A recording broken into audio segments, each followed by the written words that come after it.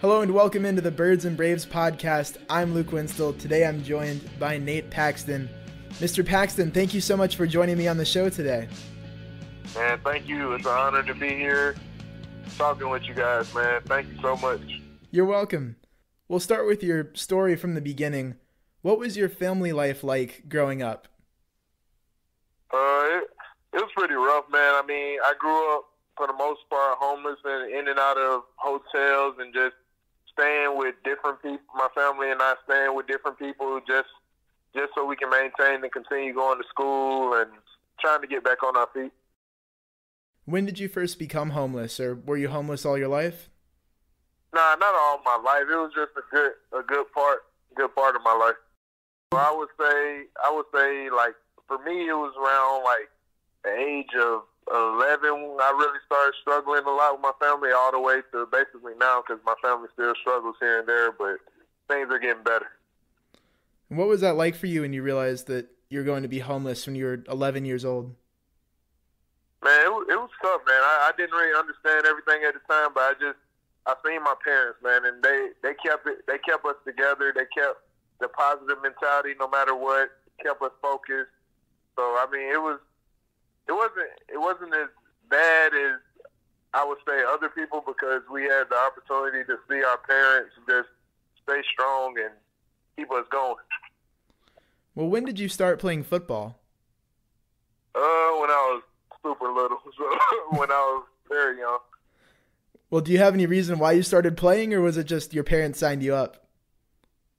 Nah, I honestly, it was just me, man. I grew up watching a lot of football and old school football, and I love the game itself, man. So I would say that's my main reason for playing. I grew up loving it, playing catch, playing tackle, just with some of my friends and my brothers. So that's really the main reason I got into playing.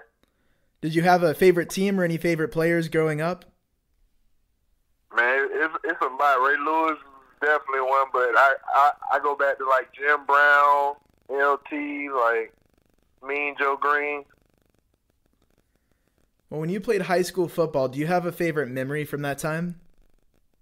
I would say just my senior year when I got nominated to go to the All-Star game, the Cal County All-Star game, and I was the only person from my school to start like ever in that All-Star game, so that was pretty cool for me.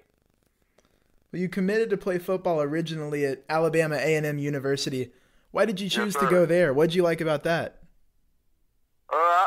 Honestly, there was no schools that was really offering me like that, being that I came from a smaller school that wasn't very sport dominant. So I went to this college expo basically and brought a couple of my plays, because we really didn't have huddle back then. And I gave it to the scout, and he loved it. And they offered me at the time, but then some paperwork went wrong and didn't get to attend there. Then how'd you end up choosing Georgia State? I seen they started a program basically the same year I graduated, and I was just like, man, why not like be right here in Atlanta and get coached by Coach Bill Curry? I was like, why not? What was the process like for you to make that Georgia State team? It was strenuous, man, because me and my dad had went up there for like a good 2.5 months, 3 months basically, just catching the MARTA every day. Some days we didn't even have money to catch the MARTA, and we tried to meet with Coach Curry, and we finally caught him and Coach Pugh, and they asked us to he asked me once I got fully registered, he was like, come to our walk-on tryout in February.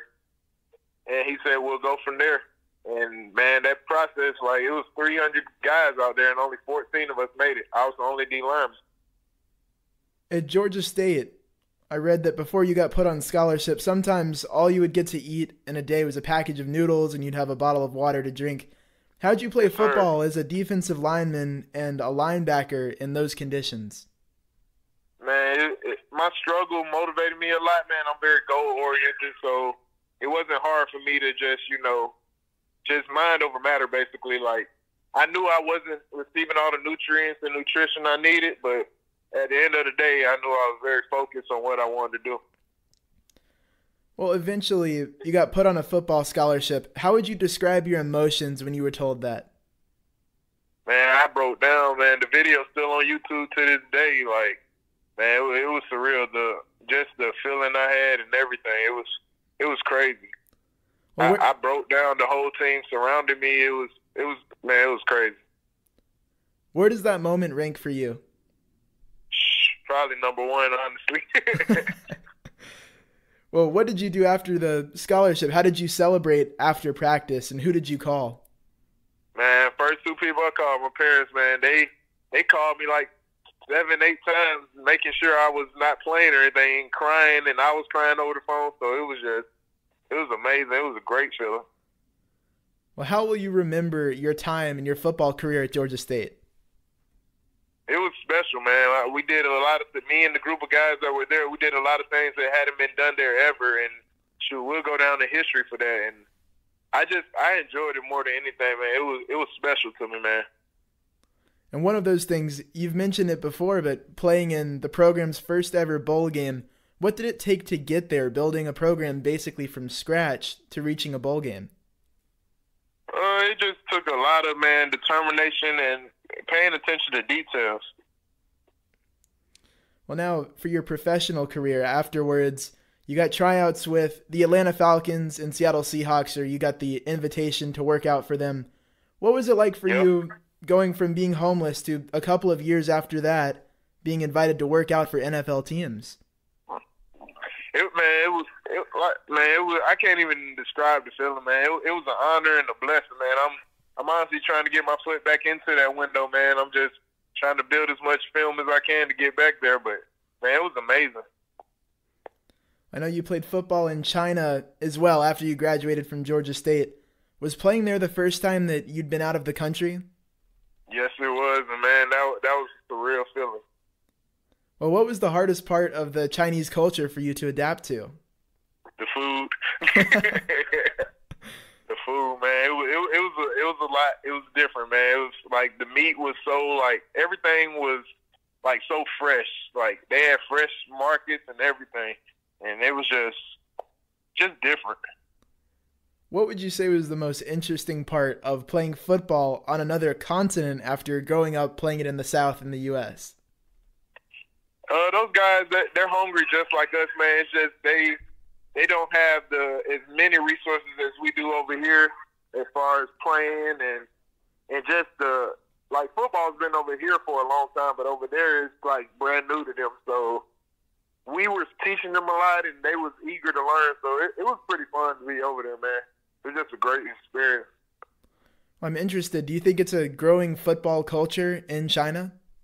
Oh, yeah, definitely. Ricky Williams and a bunch of other NFL guys are out there starting stuff and doing different things, helping out. So it's definitely growing.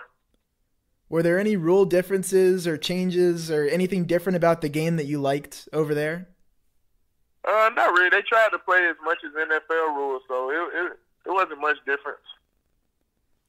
Well, you recently also played for the Georgia Doom Arena football team, where you were a team captain and the team sack leader.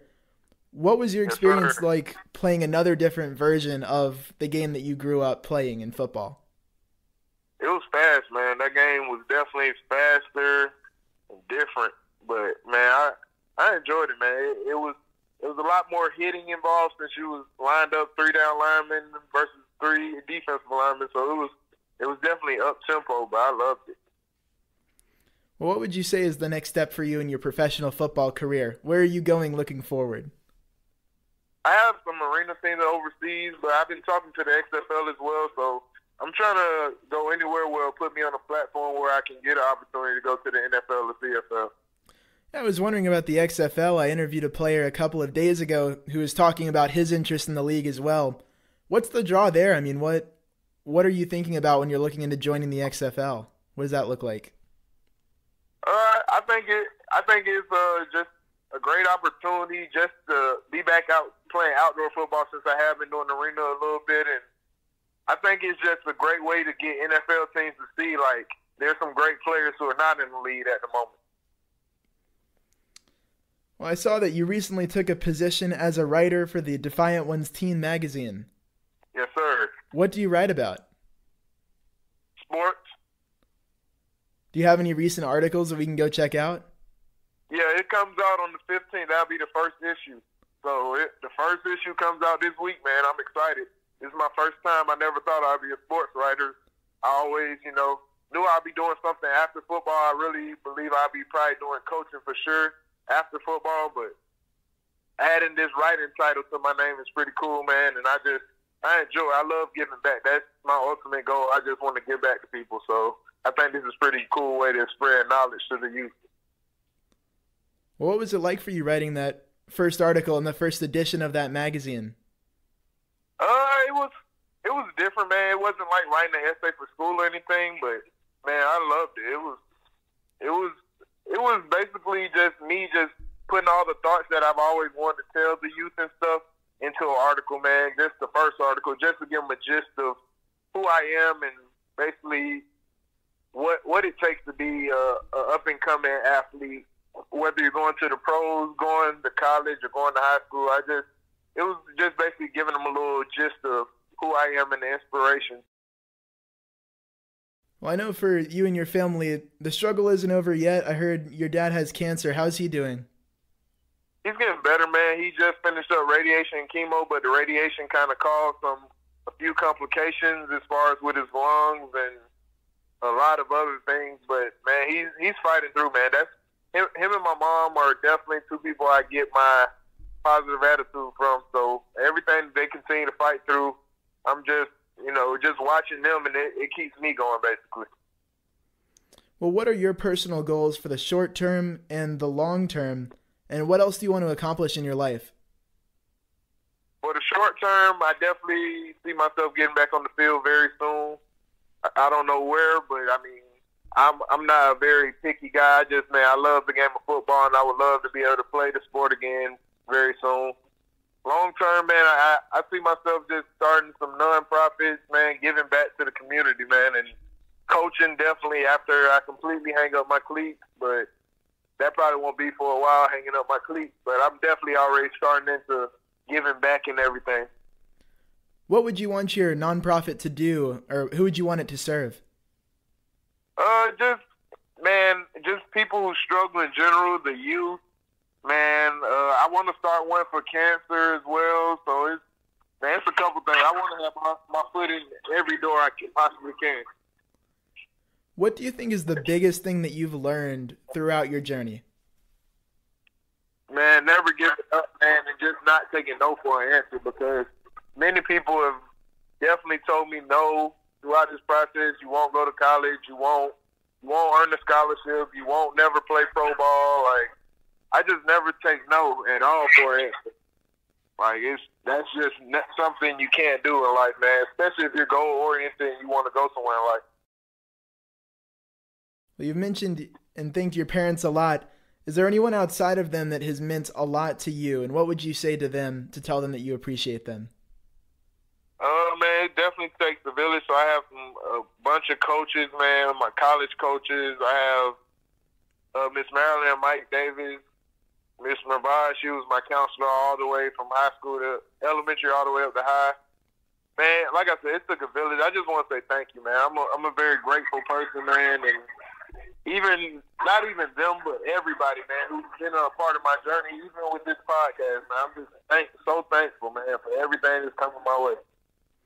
I know from following you on social media, you post a lot of inspirational quotes. Do you have a favorite quote? That's a tough one. I don't really have one go-to, man. I really don't. Man, it's so many that I live by, man. I couldn't even give you one good one. Well, my last question for you. How can listeners of the show reach out to you and connect with you on social media? You can follow me on Instagram at N, the letter N, as in Nate, Paxton, Paxton 98. And on Facebook, just look up Nate Paxton. You'll see me in a red jersey. Twitter, if you Google Nate Paxton, you can find me anywhere, Nate Paxton. It's not hard to find me. Well, awesome, Nate. We wish you the best of luck. We'll be praying for your dad. Thank you so much for joining me on the show. Thank you. I appreciate you having me. You're welcome.